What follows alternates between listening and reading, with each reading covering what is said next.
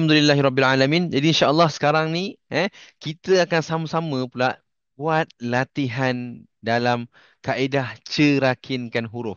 Okey, macam kita dah buat sebelum ni kita dah bukan dah buat. Sebelum ni kita dah belajar sama-sama, kita dah perhatikan, kita dah tengok macam mana kita nak buat huruf, macam mana apa pada segi teorinya apa, okey? Jadi insya-Allah sekarang ni kita sama-sama buat latihan. Kita gunakan kaedah cerakin huruf. Senang je. Okey, jom Ustaz ajar.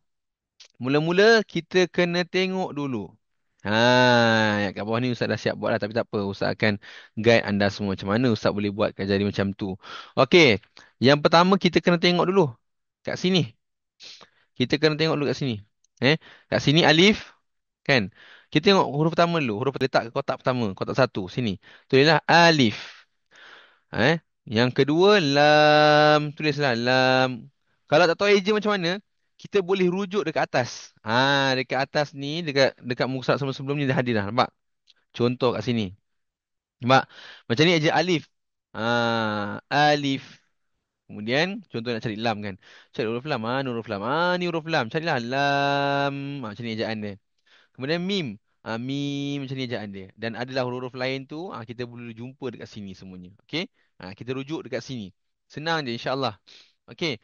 Alif, lepas kedua lam, ketiga mim. Sekarang ni lepas kita dah tuliskan dia tu, sekarang kita nak tentukan dia.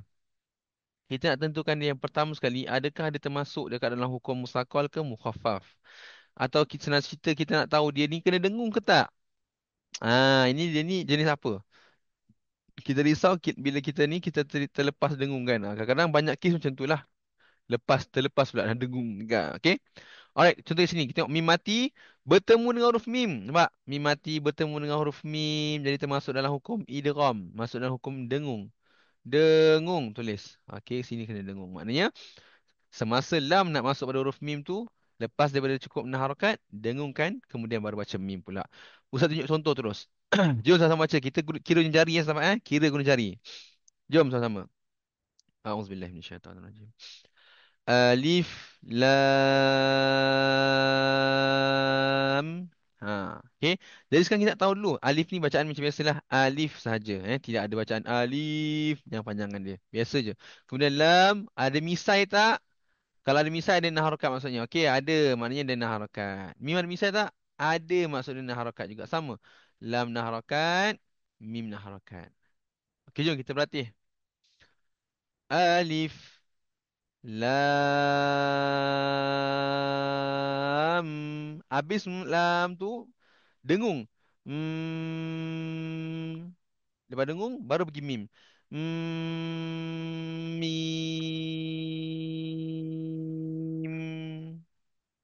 Okey? Jelas sahabat-sahabat? Okey baik, alhamdulillah. Sekali lagi jom kita buat secara perlahan sekali lagi. Satu, dua, tiga. Alif lam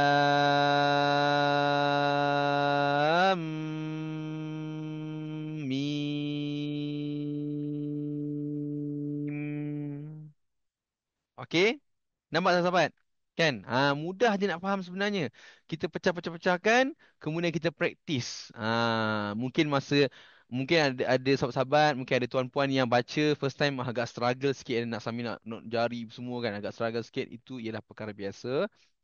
Kita baru first time buat.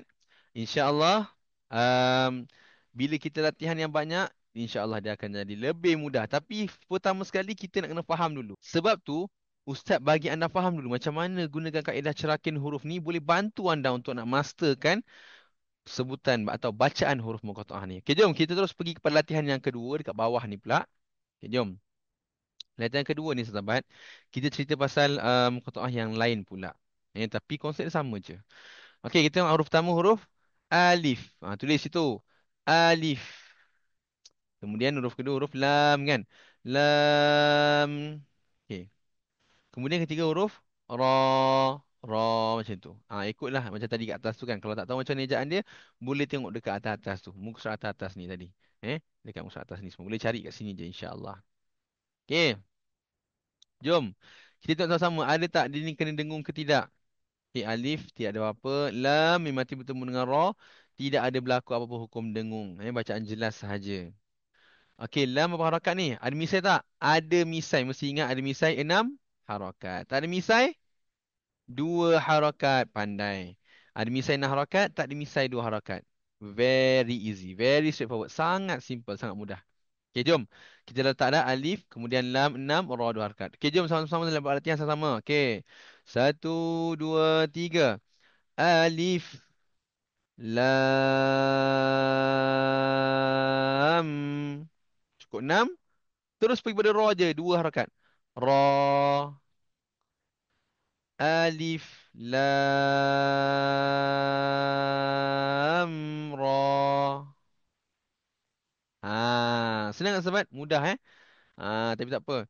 Mudah ni nak faham tu tapi nak baca tu mungkin agak susah sikit masa mula-mula ni tu biasa. Itu orang kata learning phase. Maknanya kita dalam fasa nak belajar ni, dalam fasa kita nak cuba terjemahkan dia dalam bacaan. Kita dah register kan, dia dah register dalam minda kita ni, dah register dah.